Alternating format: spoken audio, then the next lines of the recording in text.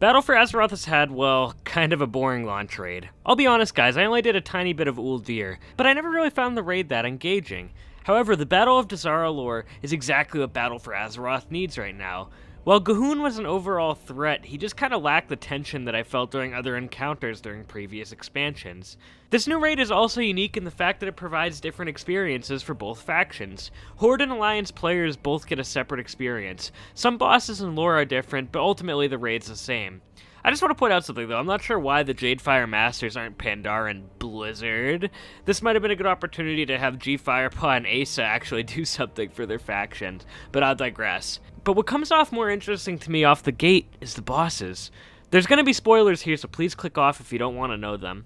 One major character that will be biting the dust is King Rastakhan, something that saddens me but needs to happen for the storyline to progress. The Alliance monsters siege Dazar'Alor and end the King's 200-year reign over Zandalar. I actually do like this, but the cool thing is, as Horde, we get to find out how it all played out. We still get to play through this. Wait a minute, Blizzard. When I play as the Alliance, why do I have to stay as a Pandaren? Couldn't have you made me a Draenei or the totally different Lightforged Draenei? Oh yeah, I did forget to mention, when you play as the opposite faction, they actually turn you into races on the opposite faction. Unless you play Pandaren like me, then you're stuck being a panda still. In all seriousness, I am really sad to see King Rastakhan biting the dust, but you know what?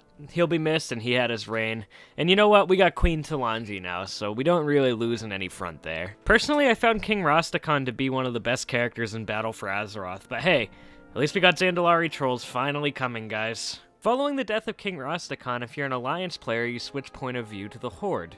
Nathanos wants to go chase after the Alliance fleet and get revenge on them after what they did to King Rastakhan. So I have to wonder, after this, we face off against Gelbin Mechatork, and it's kinda unconfirmed whether he's gonna live through this or not. Personally, I do hope that Gelbin lives through it, just because he's such a badass gnome. But I do wonder, is Trade Prince Galliwix gonna play a part in this fight at all? Because I love the bickering between the two of them during the war campaign. And before anyone says anything, yes, you know, I see a little bit of Trade Prince Galliwix in myself every day when I look in the mirror. Following the face-off of Gelbin Mechatork, we pursue the Alliance to the dock, where we face off against two named Tide Sages. I actually quite like this, it's something that Blizzard pointed out. You kinda know what these factions are if you played through the certain storylines, but you see them through a whole nother point of view if you play the other faction. At the end of the raid, we get to face off against the Grand Admiral of the Kultiran Navy, Jaina Proudmoore, my arch-nemesis, and yes, she has all the reason in the world to hate the Horde. Yes, we've done awful things to her, but I still hate her because she wants my character dead after everything I fought for Azeroth. A great character, to be honest, and I hope she does live through this. 99% sure she will, but if she doesn't, I'll be very surprised if Blizzard pulls us for a red herring with the PTR. And not to spoil the Jaina Proudmoore fight for you guys, but the stuff that I've seen on the PTR on YouTube videos, it looks totally badass. I'll talk about a little bit of it, but essentially you fight her out on a boat at sea, and it really reminds me a lot of the Kill Jaden boss fight at the end of Tomb of Sargeras. So the cool thing about this fight is Jaina's actually tricking you into fighting her in the middle of the ocean because that's where she's the most powerful. So the moral of the story here, guys, is don't screw with Jaina Proudmoore because she's most likely gonna kick your ass. Overall, I think these encounters will make the raid just feel a bit more interesting and provide the tension that the Legion encounters had. G'huun and his, well, goons weren't doing it for me in Uldir. I enjoyed some of the ambience of that raid, but at the same time Uldir lacked that special identity that makes other raids feel unique. For example, when you go into Icecrown Citadel and you hear that speech from Tyrion Fordring, and you see Marrowgar staring down at you at the end of the hallway, that was an epic feeling that a lot of raids in WoW haven't really provided for me. Another example of that was during World of Warcraft Legion, where we fight Kill Jaden and Tomb of Sargeras on a spaceship flying towards Argus. The tension and the stakes felt so high. I think this raid's gonna have more of an epic feeling because this is what's been being built up from the start of Battle for Azeroth. I almost wonder if Battle for Azeroth should have launched with this raid. It may have made the story have a bit more closure than we have currently.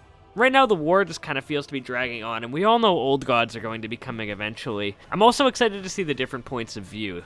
Currently I don't have a guild, and I'm searching for a team right now on Area 52 in the Scryers so I can play through both sides of the storyline. The tier sets in the Battle of Dazar'Alor are miles better than the ones that we got in Uldir. Oh god! Oh god, that set is horrifying on a Pandard. Get it out of here, Blizzard. But seriously, I really like the theme of these sets, and honestly, when the Zandalari come out, we're gonna have some pretty good transmog for them, aside from the questing gear in Zandalar. Do I think this raid really solves all the gameplay problems of Battle for Azeroth? Hell no, and I think 8.2 is gonna be what draws a lot of players back to the game. Do I think this raid looks like a good time? Yeah, I actually do, and I'm pretty excited to hop into it this week. I think the Battle of Dazar'Alor is that big story moment that players have been itching for since the start of Battle for Azeroth. It's been kind of painful waiting for another faction conflict for about 5 months since the expansion launched.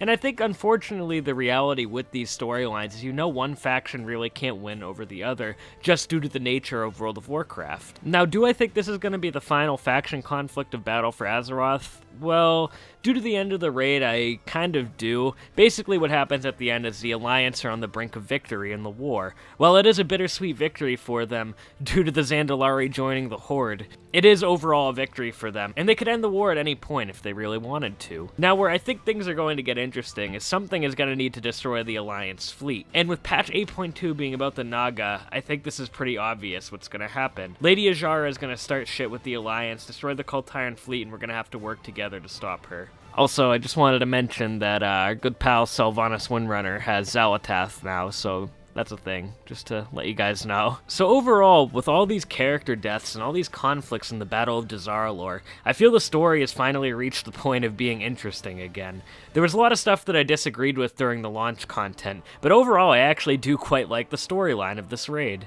If you are resubscribing and you think the Zandalari and the Kultirans are playable yet, please don't do it yet until Blizzard actually has a release date, because unfortunately they still aren't going to be playable when the raid releases, which I think is a damn shame. I see this as a very big missed opportunity for Blizzard. I think a lot of those players that quit Battle for Azeroth aren't going to want to come back and grind rep for an allied race that they feel they should already have unlocked. So before I wrap this up, I have a couple of questions for you guys. Are you excited for the Battle of Dazar'Alor? What do you think of Battle for Azeroth? I'd love to hear from you guys in the comments below. As for myself, I'm pretty excited for this raid, and I think it's going to be a pretty good time. I'm hoping it makes World of Warcraft a little bit more exciting to play again. So anyway guys, thank you very much for watching another episode of Box and Jackalope, and we'll see you next time.